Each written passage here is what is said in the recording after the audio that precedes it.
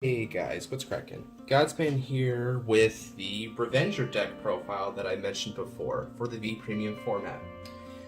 So, just to get this out of the way, I'd like to preface that at the time of me making this video, we haven't gotten the new Revengers for Clan Collection Volume 4 yet. I considered delaying this video until we got the reveals because if they're anything like the last patch that we got, they're going to be pretty strong, to say the least. But I decided to go ahead and make this anyway. The reason for that, well, if I'm being real with y'all, it's because this is my favorite deck of all time, and I simply didn't want to wait. But it's also because I'm confident that our boy Mordred here is going to end up being his own deck after Raging Fall gets revealed. So please don't consider this deck so much a pre-Raging Fall deck and more of a Mordred variant of Revengers because it's got some pretty good power in its own right. So let's start off with the deck list before moving on to the winning image and closing out with some combos as well as discussion on the strengths and weaknesses of this deck. With that said, let's delve in. Okay then. So, starting off with grade 3s, we already see the big man on campus, my avatar, Revenger, Raging, Form, Dragon, at 4 copies. It feels so good to say that finally. But let's not gush over it and just get right into this Beast of Units effect. So, his first skill is, when this unit is placed on Vanguard Circle, if your damage zone has 4 or more cards, counterblast 1. Search your deck for up to 1 grade 2 or less card with Revenger in its card name, call it to rearguard, and shuffle your deck. Now, coming off the heels of my Spectral Duke profile, link in the description by the way, this may seem like a rather weak follow-up to a previously insane limit break from Spectral Duke. It's a cute superior call at first glance for a counterblast, yay, but trust me, this skill is a lot more devastating than it seems. So, his second skill is Auto. At the end of the battle that this unit attacked, retire 3 rear guards with Revenger in their card names. And by doing so, choose up to 1 grade 3 Revenger in your hand from your hand again and write it as stand. That's it. Simple as that. Now, as I'm sure many of you know, this is Raging Form's iconic skill from back in the Break Rider era, but massively improved in every way possible, it feels like. Getting another Vanguard attack is great enough, but with any grade 3 Revenger, including himself, is a pretty nice and free condition. But it's a ride that not only gets to keep the marker, it also gets to keep the Twin Drive for any of the grade 3 Revengers that you happen to ride, which we're about to get a third one in Raging Fall Reverse. It's simple too. All you need to do is just sack any 3 rear guards and there you go. Boom, you get a second Revenger, Raging Form Dragon, or Mordred. And it's not even once per turn. Now, maybe like, Godsman, what does it matter if it's not once per turn? You only have 5 slots that you can even call units to. He sacks 3, you're only left with 2. You couldn't even do it again if you wanted to. Recall his limit break. If you got 4 or more damage when he's rode, you can CB1 and call a grade 2 or less Revenger. So, my friends, doing the math real quick, if you were to have a full field of, let's just say this was your field, right? This actually isn't too far from what a field might actually look like in this deck.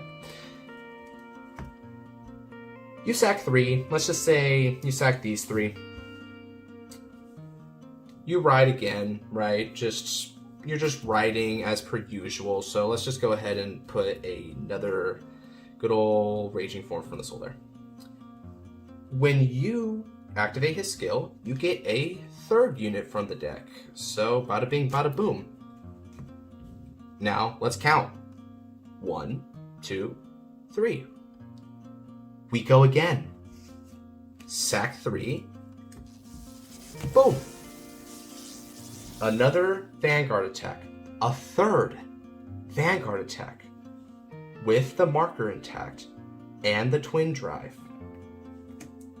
No downsides. Simple and beautiful. Honestly, this may be a hot take, but I feel that this card is, in terms of being a singular boss unit, the greatest thing that we got from the previous clan collection. Although Daikaiser and Giraffe might have a thing to say or two about that, but I don't care, buddy. This is my avatar, and for good reason. Raging Form is great, the man's a legend, and he's essentially the face of Revengers at this point. The other unit who had the title of being the face of Revengers for a while is our good old friend, Mordred Phantom. Whereas Raging Form is going to be your source of early aggression and excels in pressure, Mordred specializes in the late game push. Now, 3 copies is plenty. Now, why is that? I found that 3 is the perfect ratio, because running him at 4 is clunky. You only ever need to run 1 Mordred if you just want him to be your Vanguard. You only really need 1, however, 1 is too inconsistent. Rewriting Mordred doesn't really pose much value at the end of the day, I found, so I've really just wanted to find 1 copy and that's it. The others can just be fodder for all I care. Just discard them from hand for whatever reason, retire them with RFD skill quite fittingly. As long as you've got at least 1 Mordred, you're good to go. And with a couple of the searchers that we have in the deck, he's pretty accessible at 3 copies. Now, for his skills, which this may need no introduction, even less than Raging Forms to be honest, his first skill, Auto, when your Blaster Dark is placed on rearguard, you get an imaginary gift, Force. Lovely. Second skill, when it attacks, if your opponent's Vanguard is grade 3 or greater, counterblast 1. Stand all of your Blaster Dark, and they get a whopping 10,000 power until end of turn. Yeah, so no question about it. That's pretty awesome. And bear in mind, this was a card in 2019 before we even got the infamous G-Boot. Mass marker spam paired with a front row restand. Both of the most treasured aspects of the V series, if I do say so myself. I mean, heck, Mordred was a sort of a progenitor for the incoming power creep that the V Premium format suffered for a while. I mean, if you've ever heard the term Mordred clone, then I think you know where I'm going with that. It's pretty legendary as well. Want to know the crazy thing, though? He's not the greatest in a Revenger deck, surprisingly. I know, shocker. I'll show you what I mean later in the video, but let's just say him and Raging Form are like the equivalent of 2 brothers who simultaneously play together while fighting for their turn on the Xbox. Alright, so that's it for grade 3s. Indeed, we only run 7 grade 3s total, and I'll explain why a certain grade 3 ride engine isn't part of this. But in the meantime, let's talk about the OG Shadow Paladin. 4 copies of Blaster Dark. So, some of you may think that a Revenger-centric deck, Revenger being the key word there, this could be a bit much at 4 copies, considering he's not even a Revenger. And I agree. Blaster Dark is a fairly inconvenient unit on the board during your Raging Form turns. That said, I keep him at 4 for 2 big reasons. Reason number one, he's cool as a grade 2 ride target. He has the skill that I like. It's contentious, but I personally like it. The skill being that it's an act on Van, which is that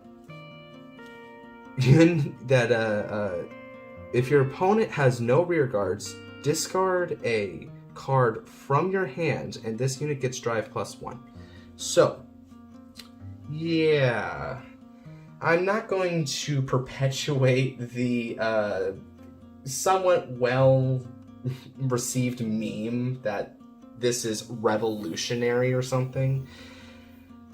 What a lovely statement for a card that doesn't even plus you whatsoever. But getting an extra drive is pretty nice trigger value regardless. Again, it's a 1-for-1. You're pitching in the first place, and if your opponent has invested into the board kind of early, then you might have to use a counterblast just to even enable the act skill of Blaster Dark. But it's good in its own way. After all, it's not as though pitching one is going to be a devastating loss because, spoiler alert, in addition to a quick shield ticket that you may have, we're also running normal draws. So yeah, believe me, just this alone will tell you that this is about the bottom of the barrel in terms of cards to just have in hand. So pitching this just to get an opportunity for another drive check is pretty sweet. Now, let me just say that the other reason for why I put him at 4 is that there's just space for him in V Premium. There's not really a lot of options for Revengers at the moment. They don't really have that much representation in the V Premium format. In Premium, this is completely different, and Blaster Dark is only really in Mordred-centric decks in Premium, but that's an entirely different story. Now, this is where I'm going to bring up the PvD Superior Ride Chain, because, yes, like every single little Shadow Paladin, I'm a good Shadow Paladin player, guys, because I remembered to try and play the Superior Ride engine in the deck. Unfortunately, unlike many of my brothers and sisters, it was too inconsistent for me to hang with. In a deck like Blasters, the engine is neat because it's basically a high roll option that gives a boost to speed and early marker acceleration without getting in the way of what Blasters aim to achieve. It's more synergistic. For Revengers, though, this is not the case. It's clunky and takes up space. Namain can't call Revengers, so in order to get the most out of your Raging Form turns, a la sacking your board, you're going to have to probably call over her at some point. And on a more fundamental level, it's just not worth it. I gotta give it to you straight, fellas. Getting that quick little force marker doesn't mean a lot in a deck that can have these two lovely gentlemen just giving you extra markers with A, superior rides, and B, spamming. And on top of that, we're getting more and more Vanguards that really care about the opponent's Vanguard being grade 3. So rushing to grade 3 actually leaves you more vulnerable than anything, which is especially true because another new addition is the Heal Guardians we will get to later, because we are 100% running them. So please don't try to go to grade 3 unnecessarily, because that turns off your Heal Guardians, which can be pretty rough when your opponent just tries to clap back at you. On top of that, the PvD engine, just to really put it to rest, it leaves too much of a split in focus in a deck that's already split between two distinct playstyles from Mordred and Raging Form. So I just can't really justify it in this particular deck, and honestly, it doesn't need it. So yeah, for Blaster Dark, because who doesn't like to get double crit on your grade 2 turn and make your opponent cry tears of blood? Now, next up on the list, we've got for Tar2. Now, for Tar2 is pretty obvious. I don't think anyone's going to debate me on for Tar2, at least in V. God, I gotta stop bringing up premium. But yeah, I don't think anyone's going to debate me on Tar2. I think that Tar2 is just a staple in this deck. Pretty awesome skill, which, first things first, is also a skill that can activate on Vanguard circles, so she is a second good grade 2 ride target. Simply put, she searches for a grade 1 or lower Revenger on Van Rear for just a soul blast. She does come with this pesky stipulation, however, which is whatever she calls has to retire at the end of the turn, as is tradition in Shadow Paladin. Now, this may seem like a pretty just minor downside that just gets rectified by those rear guards called not even living by the time the downside kicks in. But there's some situations where going absolutely nuts on the opponent is not the move, and in which case you don't want to just simply call pieces that are simply going to just blow up without even getting any use out of them. Not any meaningful use, that is. So calling him for good no reason is just not a good move, bros. Please don't do that. Only call if you're going to really use them. Also, she only triggers from the hand specifically. So for those of you who thought, oh hey, just call something else off of Raging Form, I'm sorry friends, it doesn't work that way. They had to balance her somehow, and I think this was a pretty good compromise, in all honesty. Plus, if you play premium, mana, she's actually basically Tar2, but costless and can trigger off of RFD's Limit Break. So she's great at what she's done, which is just being a superior call, and honestly, no complaints here. We love her for what she does. Okay, so next up, we're going to be running 3 copies of Masquerade. Behold, this is your searcher. Well, for Mordred and Blaster Dark anyway. And at the end of the day, that's all you really needed to be. It requires a retire in exchange for successfully searching, as is tradition. But not only can the sacrifice be himself, but if you ride him as a Vanguard, then guess what? You don't even have to retire anything if he's the only thing you have on the board, because you can't retire your own Vanguards. Smile. So, surprise, surprise, we have a third good ride target for grade 2 in this deck, which is really surprising considering the Shadows have always been more predicated on the grade 1s, but yeah, just accept that for what it is. He's another good ride target. Plus, he does get a nice little 3k boost whenever he attacks a Vanguard, which 10 plus 3 equals 13, and that is a nice number for those pesky Force clans that are running amok.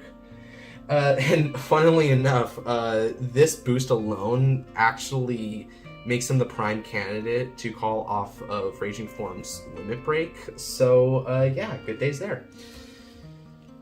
Next up on the list, we've got not 1, not 2, but 3 copies of Dorrant. I'll level with y'all. I'm not too hot on Dorrant. He is a +1 and a 20k body if you've got Claudus, but requiring both a soul and a counterblast is a bit heavy for my liking.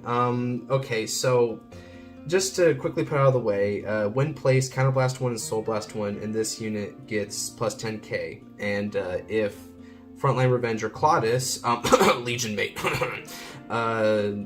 if you got him on Vanner Rear, then you're able to draw a card, although I cannot fathom how Claudus would be on Van while this guy is on Rear, presumably. But hey, the world works in mysterious ways, right? So, yeah, I will say that this is a little bit neat in tandem with Claudus, but spoiler alert, it's not exactly going to propel it above anything other than painfully average. And yeah, Rakia and Rukia, which for those of you who don't know are the new grade 1 and grade 2 that are going to come out alongside Raging Fall Reverse. yeah, they're probably going to get the axe for those two new guys. In the meantime, yeah, Dorant will get the job done for what he is. He can be a beater, so I suppose you've got an extra Counterblast and Soul Blast lying around.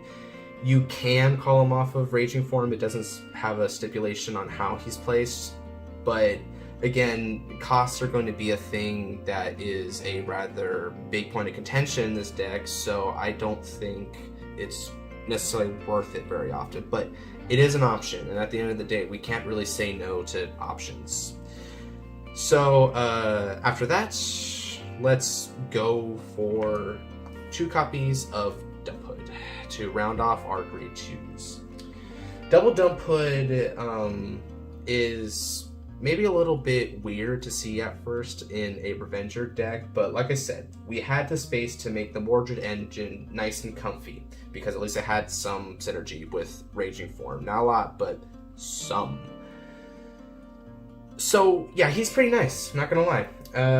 He isn't a Revenger in name, but since he retires himself for the price of a Soul Blast to literally tutor a Blaster Dark, not Peep, add Blaster Dark directly from deck, he gets the job done for what he is. He isn't even going to be staying on the field because he self-retires, so yeah, we can't even really say that he interferes with the typical Revenger play style, if you can call it that. I prefer to call it a plan of attack, but yeah, all that dark macho tone aside, I'm just going to put it out here that you can easily cut this if you feel like Blaster Dark and Mordred is already coming by, but I think that in particular, the fact that he can straight up be a Blaster Dark essentially for the price of a Soul Blast is going to be very valuable, because as we'll go into later, Blaster Dark and Mordred are going to be what constitutes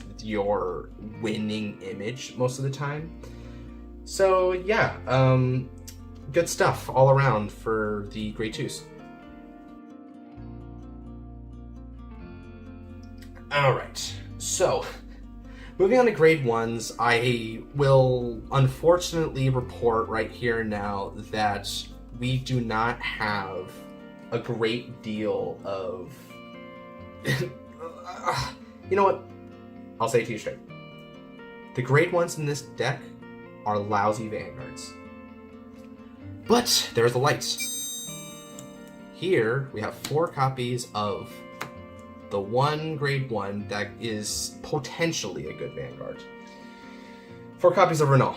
So yeah, this guy is... He gives me life sometimes. I feel that this card is just honestly amazing. He's borderline rivaling Raging Form in just how great he is for the Revenger deck.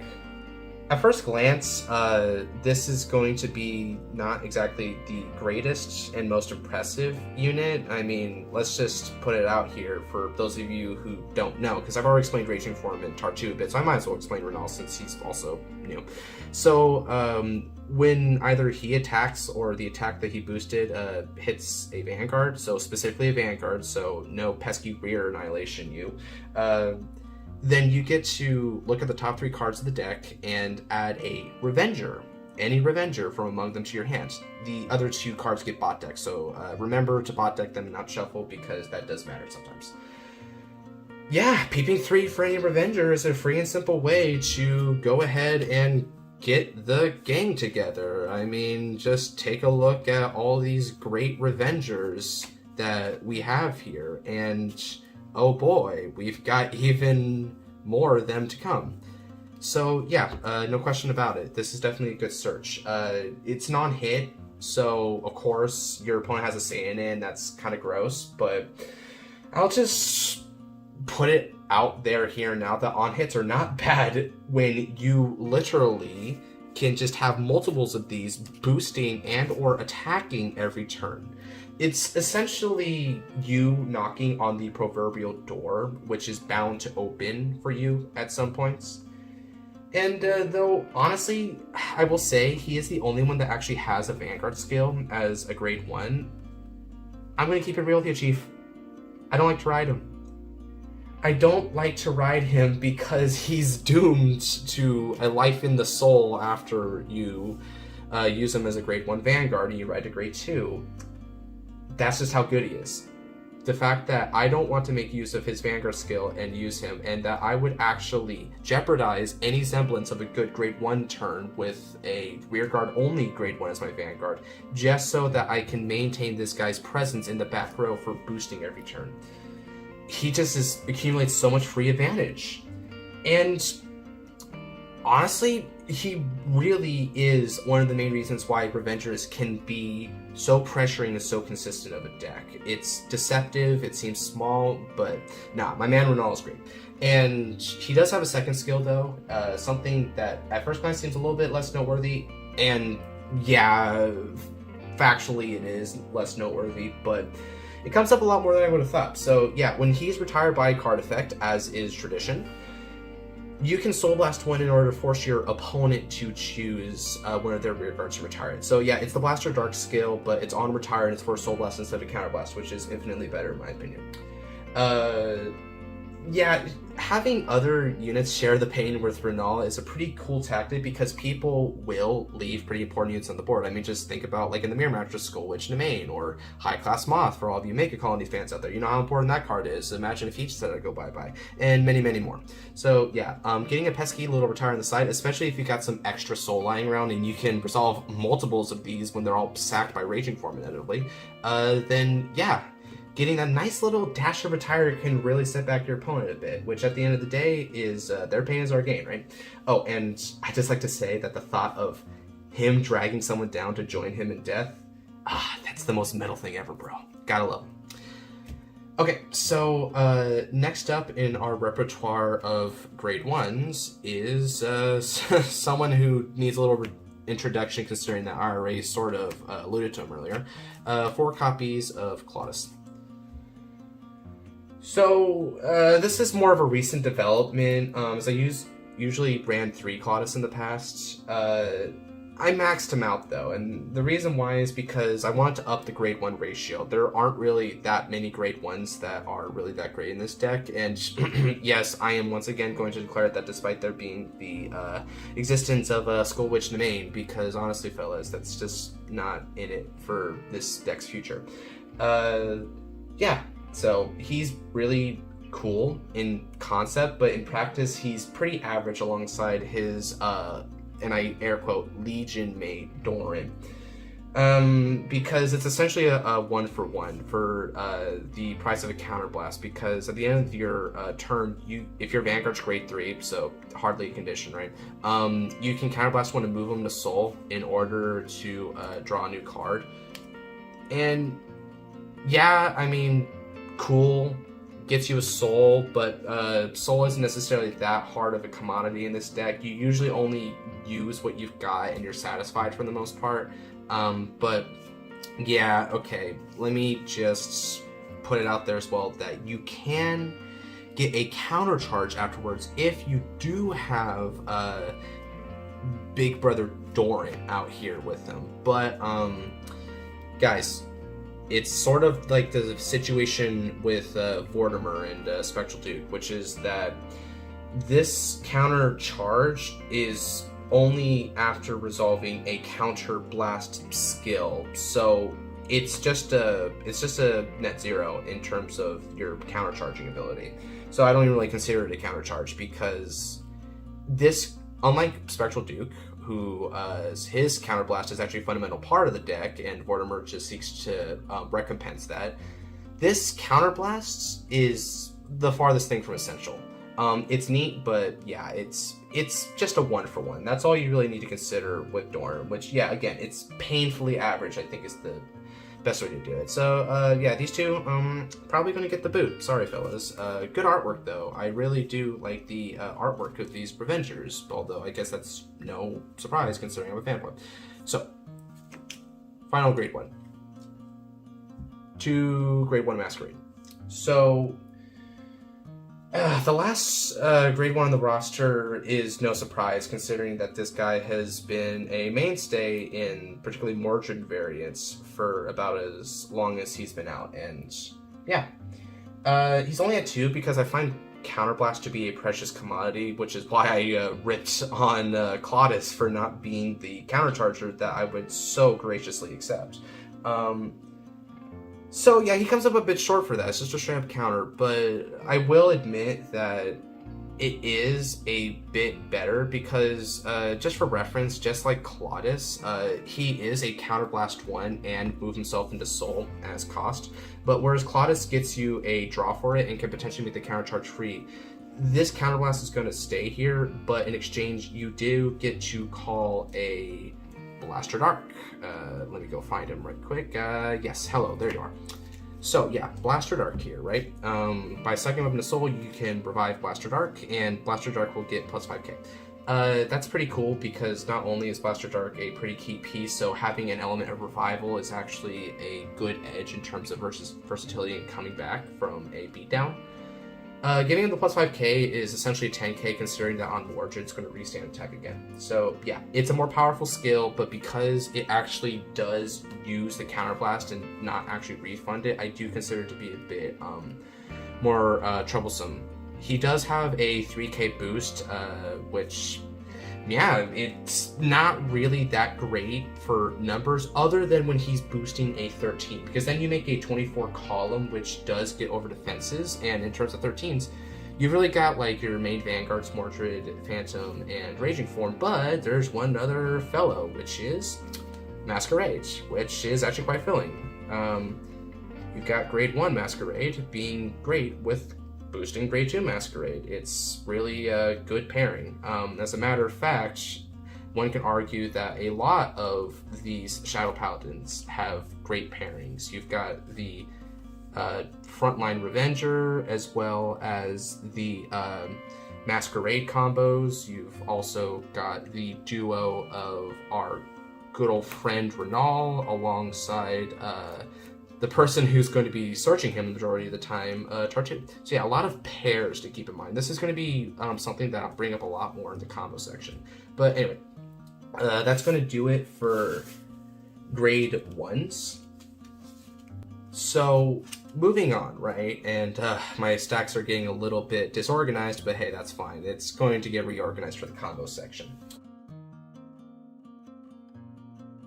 Let's move on to triggers. So when we're talking about triggers, this doesn't really need a lot to be explained.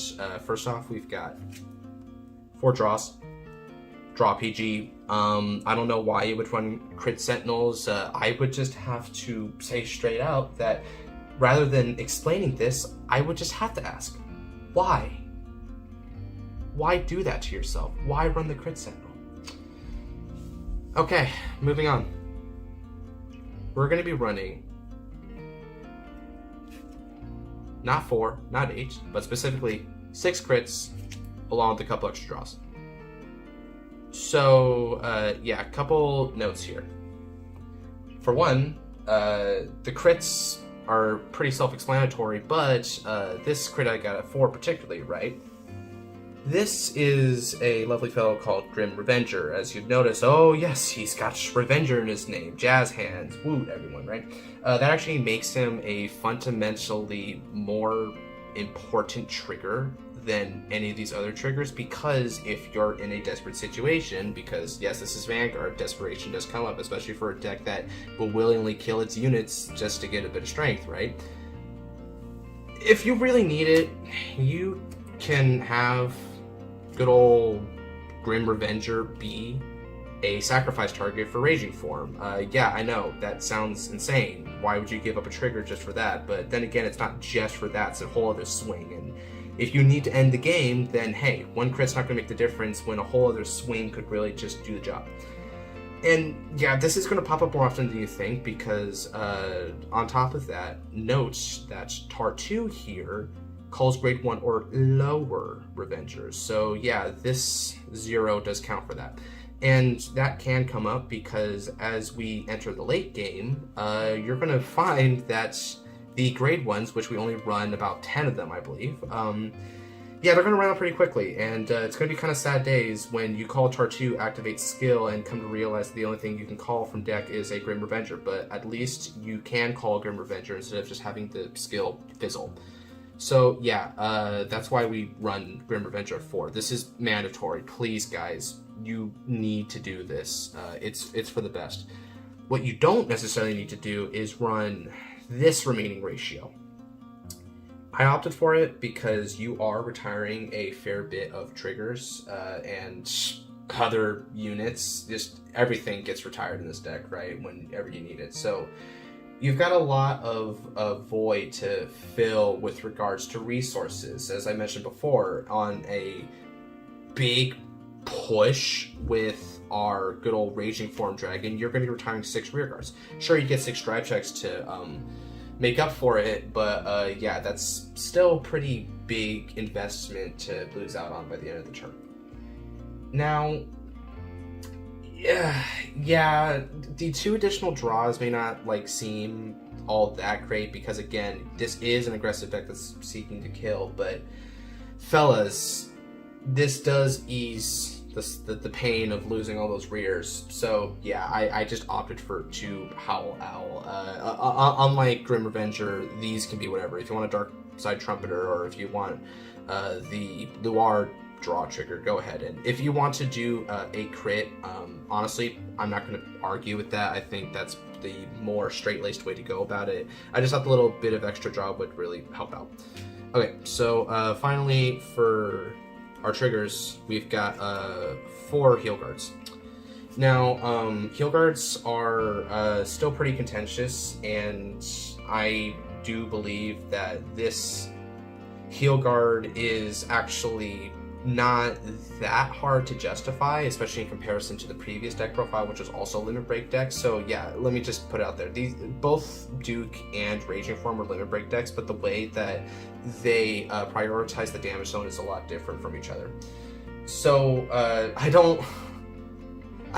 guys, I don't like Limit Break enough that I'm willing to just die before I even get to grade 3 to try and achieve Limit Break on my first grade 3 turn. It's just not worth it. If you want to try out the 20k heals, I will say it's definitely pretty useful. I don't think I need to bring this up again, but yeah, there are certain monsters, right? There are other worlds than these, and they contain freakish monsters. That cards like Camule. Cards like Draconic Overlord the Cross, and yeah, I'm just going to put it out there, perhaps an even bigger monster lying in wait after the results from BRO, Glory Maelstrom.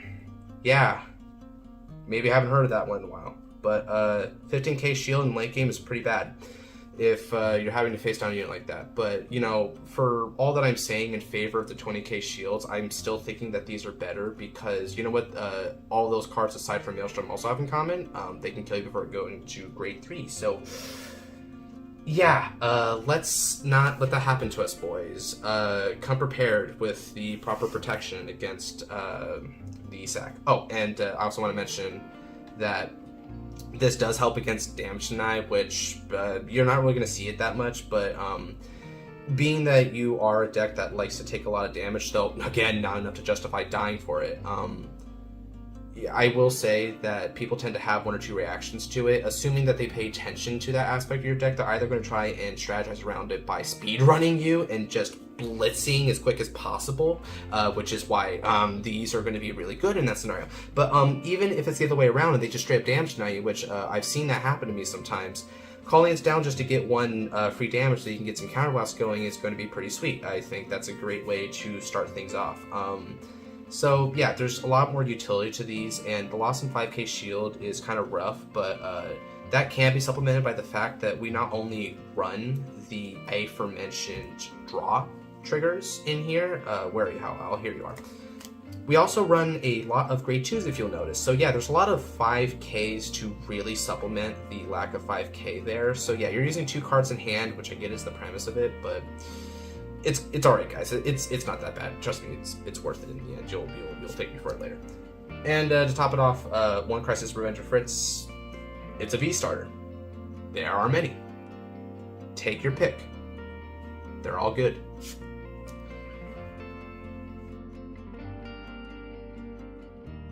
Okay, so let's talk about winning image. The main strategy of this deck is to constantly pressure the opponent through the skills of Raging Form Dragon before ending them in a decisive strike from the other grade 3 of this deck, Mordred Phantom. See, these two really do have good tactical synergy, but not good technical synergy. The tactical synergy is such that RFD's rapid barrage of strikes, as not only does he get extra Vanguard attacks, but his Limit Break also allows for extra rear attacks that he can use. So yeah, a lot of attacks. A potential 7 in this deck, actually, practically speaking. But in addition to that, I will say that a lot of your rears also seem to try and do this as well. Such as the best grade 1 in the deck, which is Renal. His on-hit pressure is really great for incentivizing your opponent to guard a lot more early than they would have just to try and deny his skills. On top of that, he does have that retire skill, which he does share with Blaster Dark, so yeah, you do have ways to even snipe rear guards as a means of trying to whittle down your opponent's defenses. And even on more of a nitty-gritty mathematical level, you can add the pressure and just the sheer whittling down of opponents' resources through something as subtle as the fact that a column from, say, the Masquerade duo is going to be 24, which just asks for, it's a good column, and asks for 15 from a column that wouldn't have otherwise justified it, right? So you're putting in minimum effort in your offense for maximum effort on the opponent's defense, and this is going to be a really good transition into Mordred, because the winning image of this deck is that your best defense is an offense that does not let the opponent easily recover, and this is all in preparation for a single strike. Once the opponent is close to lethal, thanks to all of your efforts from Raging Form, then he's going to pass the baton over to Mordred for the, what I like to call the Mordred kill turn. I know, savage. The massive amount of force markers that Mordred is going to spam because his best friend and companion, Blaster Dark, is going to be on the loose, is going to really just start overwhelming the opponent. This deck will commonly accumulate anywhere from 6 to 8, maybe even upwards of like 10 or more force markers. And now that would be one thing if this was just like OTT or something and it only had 3 attacks, but no, you get a lot more for him. You get a lot more bang for your buck because, as we said before, Mordred embodies both of the negative power creep that V had to come up with, which is not just the force markers and just spamming of markers more like, but the fact that we also get to restand on top of that. The archetypal front row restand, which when you just go again and beat down for those huge numbers, which, keep in mind, do not get denied by defensives or even 6 damage heals. Yeah, the weakened opponent is just going to be overwhelmed, and just like that, you'll win. That is really the winning image, my friends. Weaken your opponent to a point where Mordred's Blade and just the Blade of Blaster Dark will go and finish the job. Clean, simple, and yet so short. Okay.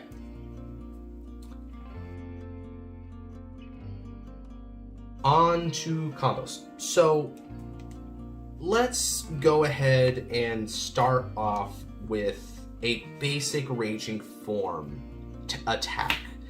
This is good context because we kind of need to see what attack patterns are optimal when you're playing Raging Form, because it's quite easy to just retire blindly and not understand like what presence and more accurately what roles each of your rear guards are going to fulfill in any given turn. So let's go ahead and just start by giving Raging Form a little bit of soul and also some rear guards. So let's put up a pretty normal looking formation for Raging Form. Heck, let's just go ahead and also throw in the Barrier Troop Frontline Revenger duo here. Okay, so this is a pretty cool little setup here. We've got everyone standing at attention, and it's pretty much going to be a strong attack, it looks like. But, yeah, a strong attack is only as strong as your ability to masterfully pilot through it. So, let's just start with getting some force markers out here. Heck, you know what? Let's not even use those force markers, because this is a Shadow Paladin deck. So, you know what we need? Shadow Paladin force markers. And let's get a bunch of these, because, like I said, friends, you're going to be getting a lot of them. So, with a Raging Form attack turn, upon riding him, you're going to start off by putting a force marker on one of your rear guards. No, it's really important to put them on one of the rears. You can put it on the van, but I really would suggest putting it on the rears, because at the end of the day, your Raging Form is already fairly threatening with triggers, and the name of the game is Pressure, which this deck is fantastic at. So yeah, Pressure is the name of the game, and Raging Form already provides pressure, which is just the threat of drive checks. So you're going to want to put it on one of your rear guards. If you have Renal's in the back row, which I sincerely hope you do, because yeah, he's really great, you're going to want to put the force marker on a Renal column. And the reason why is because his on hit is great. His on hit is something that you want to enable as much as you can. So yeah, we're going to attack with a column here. Let's just start with this column. This right here is already going to be a key point, because you're already putting your opponent in a bit of a meh situation. They're looking at a bunch of attacks potentially this turn, so they may be inclined to try and go for a defensive trigger right off the bat and just take a chance. But you're not going to make it easy on them, because if they get that defensive trigger, it won't be for free, as the on hit will then activate and get you a Revenger. So they're going to have to make a choice. Afterwards, we're going to swing with Raging Form. Just getting a standard twin drive. So just for the sake of this, I'm just going to simulate a twin drive, and let's also just simulate some other randos in the hand, right? So let's also get a couple of these, as they are going to be important. So yeah, this is your first Vanguard attack. And afterwards, we use the also great skill of Raging Form. So yeah, sack 3. Sack 3, which, by the way, retiring Renal here in this instance does allow you to Soul Blast 1 in order to retire rear guard, so that's pretty nice. Furthermore, this is something you're going to find very often, which is Renal's going to be boosting Raging Form. So yeah, at the end of the... They're both going to proc, so Renal procs first because it's when an attack hits, and then Raging Form procs. That's not really going to be all that important, but I just wanted to let you guys know the timing of it. So yeah, we retire 3, and bada bing, bada boom. Look who comes to crash the party, another Raging Form. Now, this second force marker is a little bit contentious. Depending on what you're really trying to aim here, now you could justify putting it on your Vanguard. I think a big factor to determine this, although your own wisdom and instincts are going to have to take priority here, my friends. My rule of thumb is that if your opponent has taken a defensive by this point, then put it on the Vanguard so he can maintain his pressure. If your opponent has not yet hit a defensive trigger, then you're free to put it on the rear guard, because again, this pressure is still going to remain as is. And furthermore, force markers on the rear guards are more relevant, not only because they don't have the pressure that Raging Form will, but at the end of the day, you are preparing for a kill turn for Mordred, and the Blaster Darks are the main show there. So giving them more force markers is better. So yeah, now here we are. We have another ride. Again, we're going to assume this instance that you don't have limit break. So let's just give you, wow, those are quite some damage checks, right? So here we are. Let's go ahead and just have him swing again. You're going to get another twin drive. And afterwards, any triggers you got, which, heck, let's see. Critical trigger and draw trigger. Perfect. You're going to give all the effects over here, and bada bing, bada boom, we're going to finish off.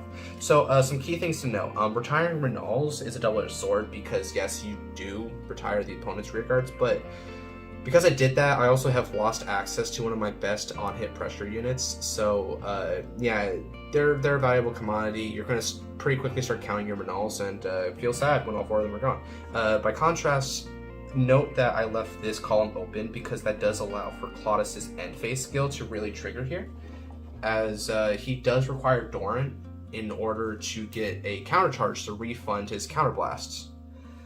There are different ways that you could argue that an attack like this can be made, but this is generally speaking your best attack pattern. Force marker on rear, that rear attacks, Van restands, Van attacks again, and finally we end off with another rear attack from the other column. Okay, so on top of that, we can now move on to the more Chad option, which is we do have limit break, and we do have the ability to make more than one extra Vanguard attack. So yeah, let's do something about that. Bada bing, bada boom. I guess draw triggers are just going to be your damage checks today because we are RNG gods and get all the advantage in the world. So, let us re-establish the board. And where is my... right.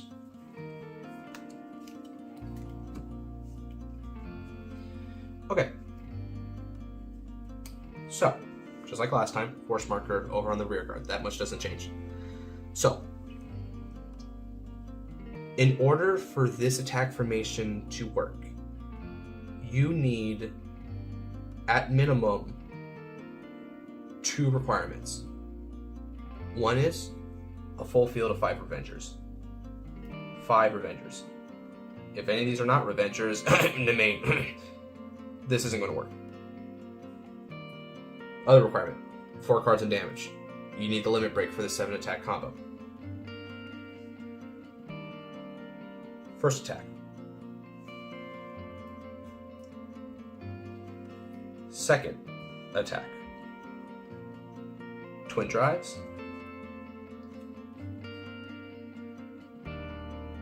Skill.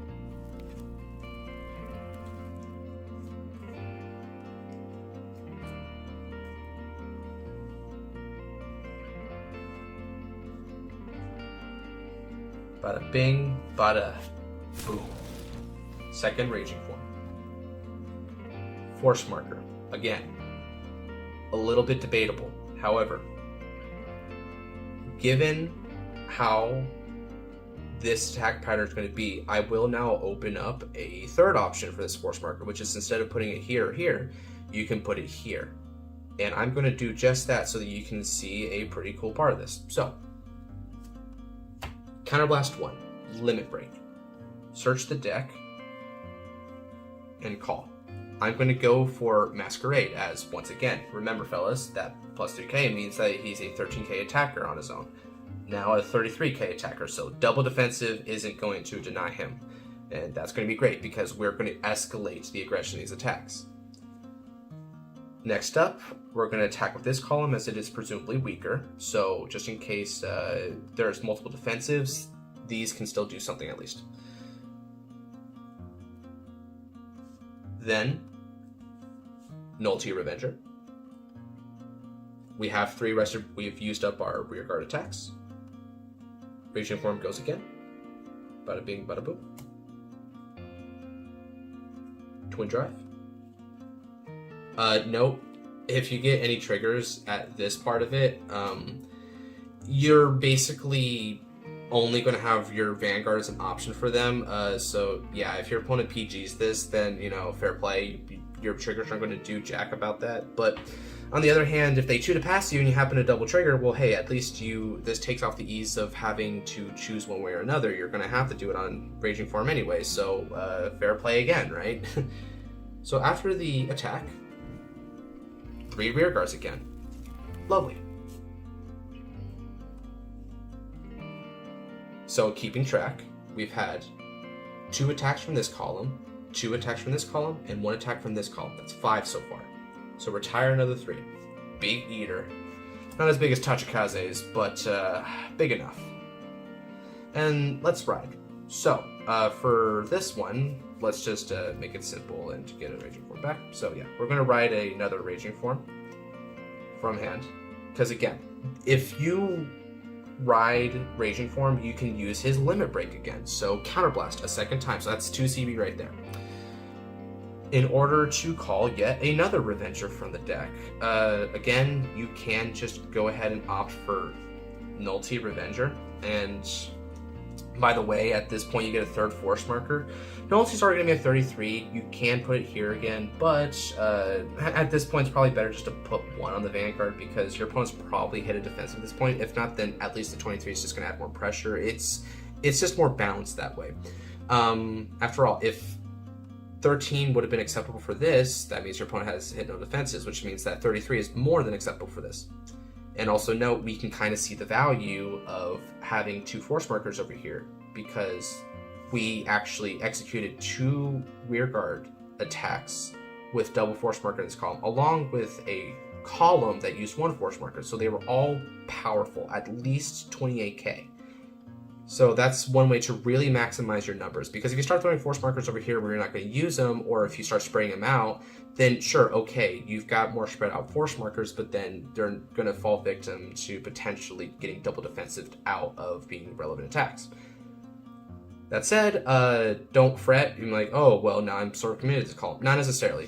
When you inevitably ride a Mordred Phantom, then you're just going to be spamming markers like crazy, and suddenly, bam, bam, you can redistribute them and even it out for your Blaster Darks. So this is not bad at all. You can totally work with this.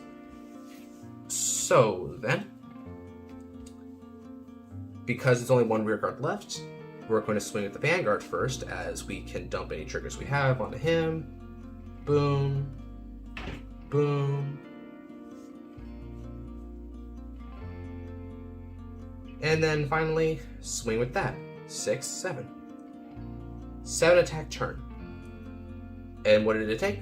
Well, took some setup, just 5 Revengers of your choice.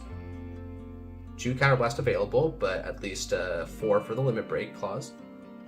And I suppose also some applicable grade 3 Revengers. You really only need 2 Raging Forms to make the most out of this. You do get a 1 attack difference, because if you were to say, hypothetically, instead of having the 3rd Raging Form, because we can't always be RNGesus, if we hit Mordred instead here, then this 2nd Masquerade won't be here, which will reduce down your markers by, well, not your markers, but rather your attacks by 1. However, speaking of markers, this does mean now that you can put another one on the Vanguard if you wish, for your 3rd marker, or if you just are really wanting to be that guy, you can just put it over here if you're not going to use it, although I don't like that. Just make the most out of your markers, fellas. So, yeah, it's 7 attacks if you get triple Raging Form, it's 6 attacks with double Raging Form on Mordred, but sometimes, and this is going to be a really niche thing to know, if you do have a choice between the 3rd Raging Form and the Mordred, don't think that this means that the 3rd Raging Form is necessarily better. If you're thinking that your next turn is probably going to have to be the Mordred kill turn, then it's much more preferable to keep Mordred here, right here, now, because that means he's present during the main phase. By being here during the main phase, that means that when you start calling down Blaster Darks, he is going to be your Vanguard. He's going to see that and give you those extra force markers. So sometimes sitting on him is the correct play. Be really careful. You got to really think about where you're going with your attacks. if blindly charging in is the name of the game, then I'm sad to say you're going to end up being very wasteful. And in this deck, being wasteful with your resources is a death sentence. Okay, so then moving on from that, let's show out one more thing. Let's try to show off the, and I'm gonna dubiously throw up the air quotes again, show off the synergy that Mordred and Raging Form has, because it's there, I guess, but it's not the greatest. So okay, let's go over the 6 attack turn that Raging Form and Mordred has, but with emphasis on the Mordred kill turn that turn. So instead of doing a bunch of Raging Forms and setting up for Mordred next turn, we're going to actually try to execute the Mordred kill turn. I don't personally like this very much because it's not quite as effective with the marker spam, as I'll show you later, but it's something that you might be inclined to do if your schedule is now. Seriously, against some decks, it's not after tomorrow, it's not after breakfast, now. That's when you gotta do stuff. So yeah, fair play. If the time is now, then this is going to be the combo for that. So we start off with Raging Form, and we've got Mordred in hand. Now, unlike last time where you can just choose any 5 Revengers, this is going to be a little bit more specific. So first off, we're going to need 2 Blaster Dark, specifically in the front row. These Blaster Dark are placed when Raging Form's the Vanguard. That's why I don't like this. It means you're not going to get those extra markers. But if you have gone ham with Raging Form a few times and you have, let's say, done 2 or 3 attacks, then that means you've probably had multiple markers. Let's just even it out, right? Let's just say it's a situation like this. You did 1 with each. The other piece of this puzzle is, while Mordred's chills in the hand, we need at least 3 Revengers. Alright. Now, you might be like, grade 2 is back here? Really? Yeah, see, with this particular, I suppose you call it, with this particular thing, you don't necessarily have to have boosters, but boosters are more effective, so fair play, right? But no, you don't have to have boosters here. It's just that they make your columns a little bit better. So this is how things are going to go, right? Let's just have these guys. No, Renal probably doesn't survive this long, but let's just use him here, for example, right? So, to start off our attacks, we're going to do Blaster Darks. So this is a theoretical 28. This is another 28. So both cases demanding at least minimum 20, which pretty inconvenient now with heal guards being the new standard. Then the third attack is going to be Raging Form. You're going to get your Twin Drive, right? So just boop, boop. And then, so anyway, as I was saying, the skill here, so to speak, is getting rid of the 3 Revengers in the back row this time. So as opposed to the Raging Form column, we now have the 3 back row going away. If push comes to shove, you don't have 3 boosters, fine. You just need 3 Revengers in the back row. That's it. But yeah, better columns, happier columns. Retire these 3. Mordred Phantom. Another gift marker. So just put on a Blaster Dart column. Whichever Blaster Dart column you're going to put on is going to be the one that you end off your attacks with. So, swing with Mordred Phantom. 4th attack, skill, counterblast. Stand up both Blaster Darks with plus 10k, so 30 column, 40 column. Remarkably, even with the boosters, these are still stronger. Twin Drive again, as is the magic of Raging Form. And then finally, we end off with these. The order here matters, specifically depending on whether or not you hit a trigger. If you hit one trigger, let's say just a draw trigger, then it's best to give it over to the weaker Blaster Dark.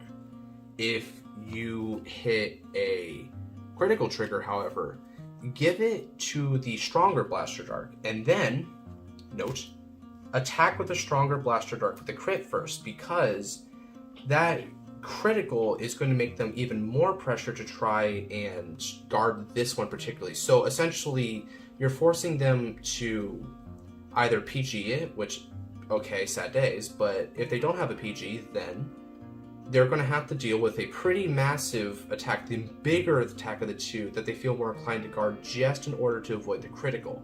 So similar to the Renal situation, we're going to make these attacks be as inconvenient as possible. On the other hand, if you don't get any triggers, if they're both just blinks, then you're just going to go with the standard, which is weaker to stronger as two scaled triggers. And that, my friends, is the Mordred Phantom kill turn, so to speak, featuring an additional attack for Raging Form. It makes your columns weaker, but the addition of a second Vanguard attack can have its own benefits, and again, sometimes this is just the situation that you've come to. So if you're inclined to just do the kill turn here and now, and you're in a little bit of an awkward setup like this, then yeah, you can't do it. Again, it's awkward, and you really miss out on Mordred Phantom's marker spam ability, because he's ridden during battles. So yeah, the synergy here is strained, but it's there. These guys do work together about as much as they could, given the nature of their effects. Now, time to scoop up our cards and talk strengths and weaknesses. Okay, fellas, to finish off this pretty lengthy deck profile, let's go over the strengths and weaknesses of the deck. So, in terms of what this deck does really well, I am going to put out, like, first and foremost, that it's a high-powered deck. It's an extremely aggressive deck. You have the multiple Vanguard swings of Raging Form, as well as the insane marker spamming of Mordred Phantom, along with a front row restand. So this goes without saying. It's definitely meant to be the kill you dead type of deck. So with that being the case, I need to also point out that this deck isn't limited to just being aggressive and just linearly attacking the opponent. It's not dependent on just a balls to the wall attack strategy every single time. It can actually chill out and try to just pressure the opponent through just some annoying columns and retirements and things of that nature. It whittles it down. It tries to play more of a mid game where there's some amount of resourcing before the kill turn that we all try to aspire to. And it's comfortable with that because Mordred Phantom is a potent win con when lined up correctly. So there's a clear win condition to work towards, which is enabling him as much as humanly possible. Furthermore, in classic Shadow Paladin fashion, I don't even know if I want to point this out necessarily as a strength for the deck, because this is more of a strength for the clan, but it has to be said that Revengers have an edge against field control decks, because like any Shadow Paladin deck, the self-retirement is going to be a great way to avoid control-oriented decks, such as Narukami, Mega Colony, Kagero, and especially Link Joker, which just, quite frankly, is going to be baffled and upset that you leave him nothing but a near empty board every turn. Part and parcel with that is this deck's ability to just as quickly build up its board, which it just sacked on its own. So Tar 2 fetches from the deck, Nullity Revenger, as well as Renal add from the deck to the hand. The Dorant Claudus pair net you draws, and there's even a splash of revival thanks to Transient Revenger. You have many ways to recover from a beatdown and just blow up on the opponent on the following turn. So, that said, this deck has its flaws. I must admit that. Even with my, even with the biggest fan happy biases that I could grant this deck, considering it is my favorite, I recognize that it's not perfect. Resources are a scarce thing for one. It's one moment you've got some counterblast and soul lying around, and the next thing you know, it's gone. It's incredibly easy to blow through your resources, and this is primarily the case when you waste precious resources on moves that were 100% necessary. Like, did you really need that extra rear guard? Was it most optimal to waste 3 counterblast on that given turn? These are the questions we have to ask ourselves. Unfortunately, there aren't any super good counter chargers available. There are some soul charges we can do, but again, that's more limited to cards like Transient Revenger and Glottis, which, as we've pointed out before, one of their flaws is that they counterblast in the first place. So again, the countercharging is going to be one of the big problems here. We don't countercharge. So this deck's pushes are going to be extremely devastating. You have the really high-powered bosses here, but it runs out of stamina quickly if you don't pace yourself. On top of that, Mordred and Raging Form, these guys have really, really weird anti-synergy with each other. The reliance on Blaster Dark in particular goes against RFD's playstyle, and the timing of RFD's effect is awkward in tandem with Mordred's marker generation skills I brought up before. So some conflict is going to arise on which Vanguard you inevitably have to pick to prioritize and ride for the turn. It's also piece reliant. Again, stockpiling the Blaster Darks is kind of a piece reliant strategy, to be sure. But I think most of all, and this isn't necessarily a weakness of the deck so much as it's a concern of it, which is you have to master timing and pacing yourself. Your resources, and when I say resources, this is much more macro than what we generally call them. Resources is everything for Shadow Paladin. I'm talking Counterblast, Soul, rear guards, cards in hand. Heck, even the cards in your deck is a resource that can run out. They're all going to drain, so you need to budget for the opportune time to end the match. It can last a while, but you need to budget for it. Think about that ahead of time. It can blow out matches really quickly, but you need a budget. Make that your game plan from the start. If you misjudge an opponent's ability to survive, you're going to have little to defend the turnover after investing so much into the kill potentially. And that right there is probably the primary way in which a loss is granted to anyone who plays this deck. If you misjudge your own resources as well as the defensive capacity of the opponent. So, all in all, it's a fun and even a relatively simple deck to pilot on the surface, but mastering it takes a lot of experiencing and just managing your game state. You need to experience that, but also reading the opponent's game state. You need to gain some experience in that as well, right? It's a double-sided sword, which, I mean, heck, when you think about it, isn't that kind of the theming of these cards? It's double-sided. You gain benefits by also hurting yourself in the process. It's all thematically pretty solid, I'd say.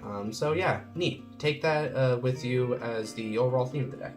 But in terms of how the deck could be evolved or be improved, I will reiterate that Glottis and Doran are going to be replaced by Rocky and Rukia. I'm 95% sure, no, 99% sure even. And the specifics of their effects may lead to new combo potential, particularly with Raging Form's effect, because Raging Fall is going to be dropping by, so there's going to be some synergy intended for that. Speaking of Raging Fall, I'm not going to really consider that with regards to the evolution of this particular deck, because again, this is meant for Mordred, and Raging Fall is going to probably be his own strategy, which will exclude the Mordred engine as a part of that.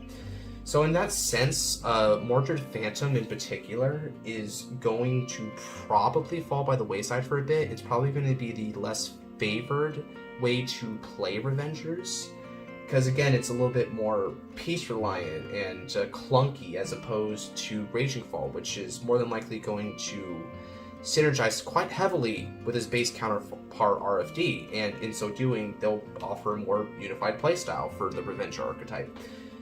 Conversely, however, if we ever got specifically Blaster Dark Revenger, so long as it presumably has the skill to be treated as Blaster Dark, then the synergy will really hike up between these two units. Heck, the potential of a Drag Ruler Phantom in the future may make Mordred take the spotlight again, as for those of you who are aware of the unit, that's a cross-ride of Senor Mordred here. So, very much so, Mordred is not an inferior option in this deck. He's just another option. He's another way to play. It's a juxtaposition of the two ways to play this particular subclan we call Revenger. Would you opt for the heavy self-retirement aspect for maximum aggression that we get from Raging Form right to the face? Or do we prefer to hold out and bide our time in preparation for one massive kill turn from Mordred as he's accumulating his force markers and Blaster Darks?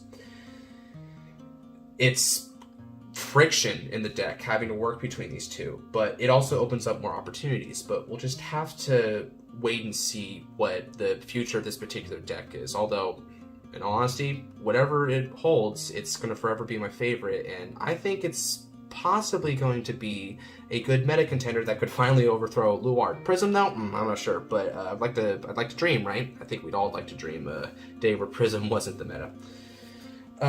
For now, though, thank you so much to the folks who stuck around to the end of this video. Really, you guys are absolute chads for sticking through all the way to the end for this one. Either chads or fellow Shadow Paladin fans, but then again, those are one and the same. Quick shout out to my buddy Ben from Fourth Fall. He just released a premium Blue Wave deck profile that he's been working on for a while, so do me a favor and go check it out, please. Link in the description alongside the Spectral Duke profile. And yeah, with that, thank you for watching, you guys, and God bless, my friends.